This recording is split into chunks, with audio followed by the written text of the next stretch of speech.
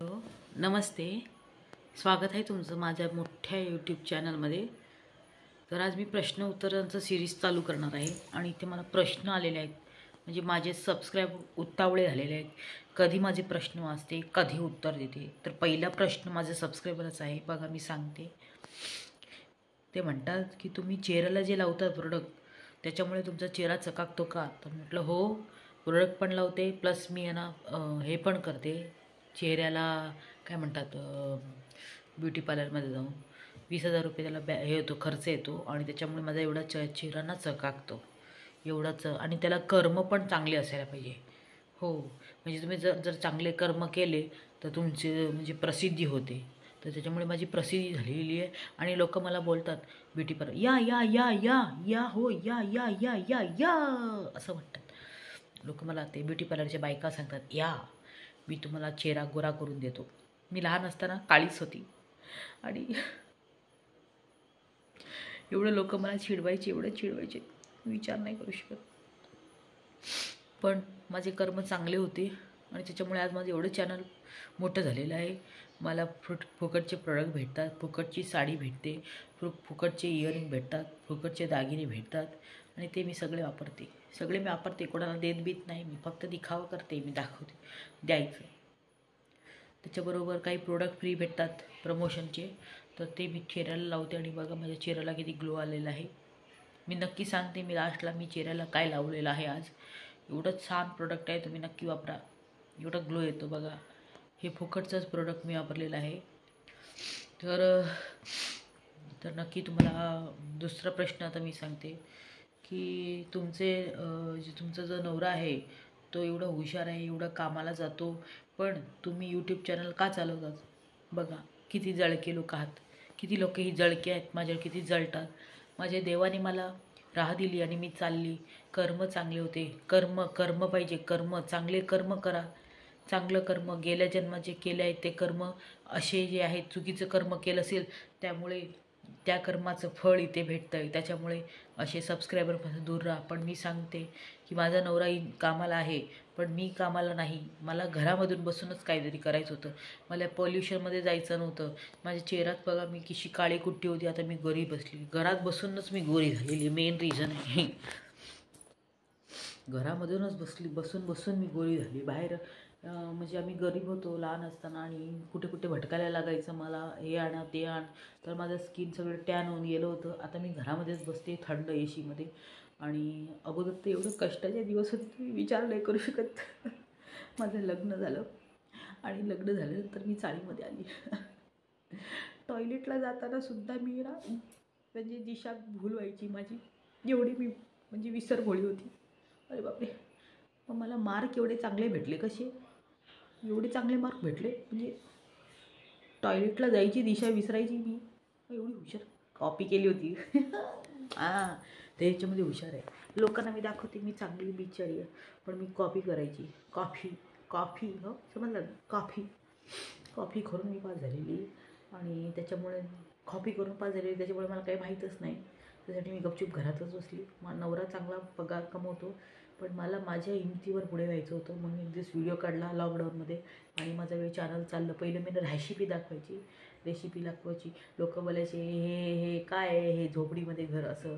पण मला वाईट वाटलं, पण तरी पण मी चॅनल ओपन केलं आणि मी निग्लेक्ट करायला कर्म म्हणतात ना, कुठेतरी चांगलं कर्म केलं होतं अगोदरच्या जन्मामध्ये. तर मला ह्या कर्मामुळे या जन्मात चांगला नवरा भेटला, चांगलं मूल बाळ भेटलं, चांगलं फॅमिली भेटलं. तसं आहे तर कर्म चांगलं ठेवा, सगळं चांगलं भेटेल तुम्हाला. मग तिसरा प्रश्न की तुम्ही म्हणजे बाहेर फिरायला जाताना कुठलं क्रीम वापरतात? मी बाहेर जाताना क्रीम लावतच नाही. मला ते फुकटचं ते काका मामा यांचे प्रोडक्ट येतात.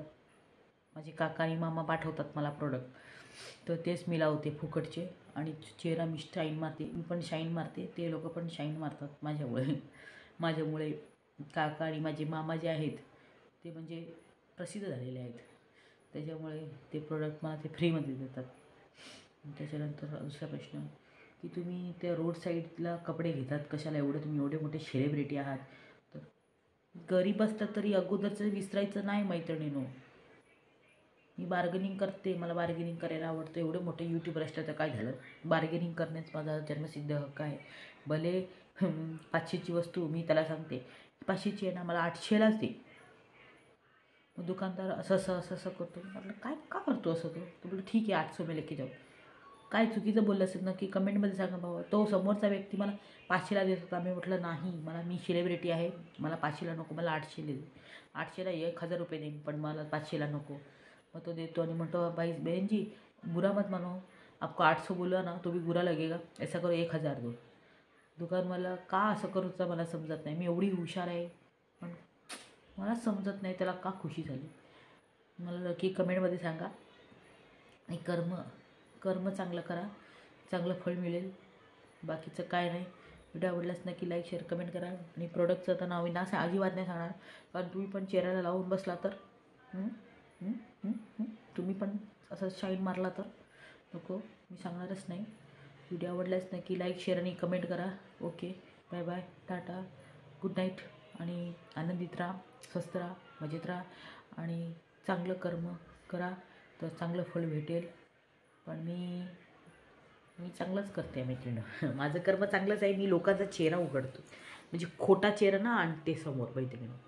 ठीक आहे ना, समोरच्या व्यक्तीचा खोटा चेहरा मी लोकांसमोर आणलेला आहे. लोकांना पटलेला आहे. पण काही जे अंधभक्त आहे ना, त्यांच्या डोळ्यावर पडदा अजूनच आहे. त्याच्यात मी काही नाही करू शकत. मी कोणाचं आहे माझ्या व्हिडिओमध्ये नाव नाही घेतलं.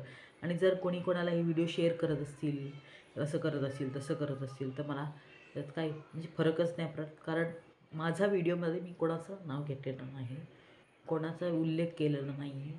जर तुम्हाला असं वाटत असेल तुमच्याविषयी बोलतं, तर जरा ते ठाण्याला हॉस्पिटल आहे ना, ते जाऊन चेकअप करून या बरं का. हां, पैसे पाहिजे असेल तर मी पाठवते अकाउंटला, आहे माझ्याकडे नंबर, तर नक्की तुम्हाला ट्रान्सफर करेन. पण जाऊन चेक करा.